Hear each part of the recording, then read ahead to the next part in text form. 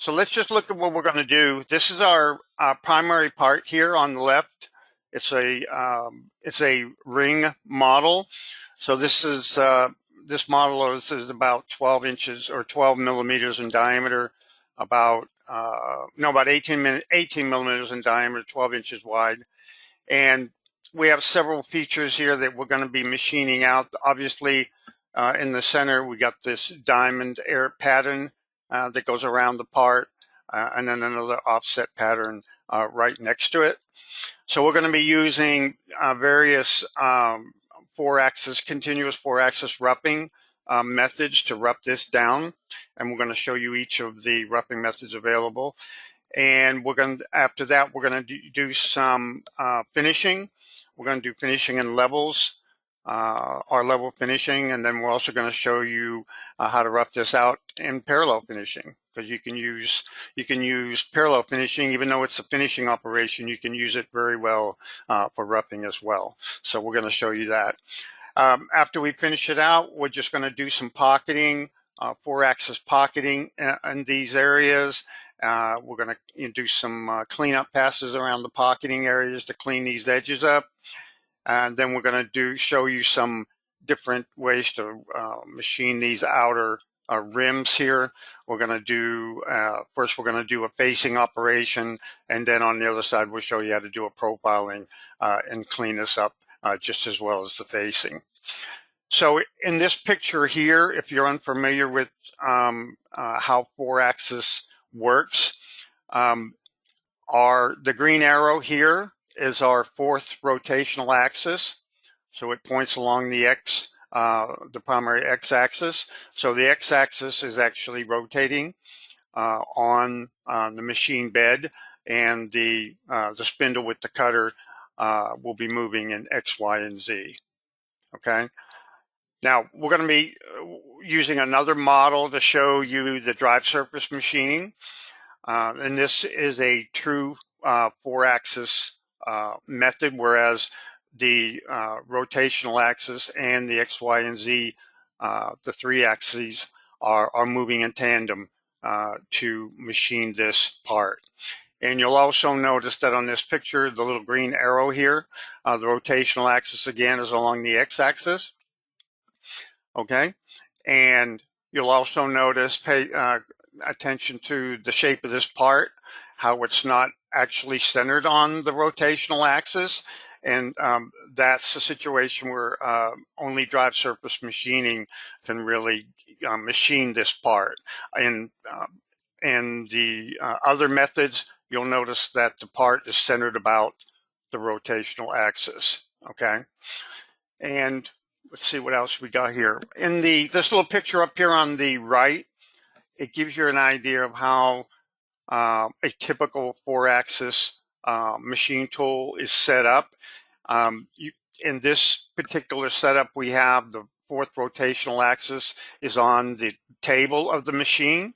So if you look at number 4 here, and you look at the green arrow, similar to these parts, the models over here, you'll see that the green arrow begins on the left side, and it runs along parallel to the x-axis right here, number 1. Okay, so there is another configuration where the rotational axis is actually in the head. Okay, but that's not how our parts are set up for this particular demonstration. In most cases, it'll be along the table, and the spindle, just like a 3-axis spindle. Hey Don, I just want to say a few words about Yep. rotary axis being on the head. I mean, it might be obvious or might not be obvious why the rotary axis typically is on the table, because if you can imagine, if the rotary axis is on the head, it can't really reach a lot of places. Right? It can't go under the part. While if it's on a rotary table, it can spin and expose the undersides of the part pretty easily. So the most common configurations we see is the rotary axis is on the table. Mm-hmm. Okay. Yep. All right, Don. Okay.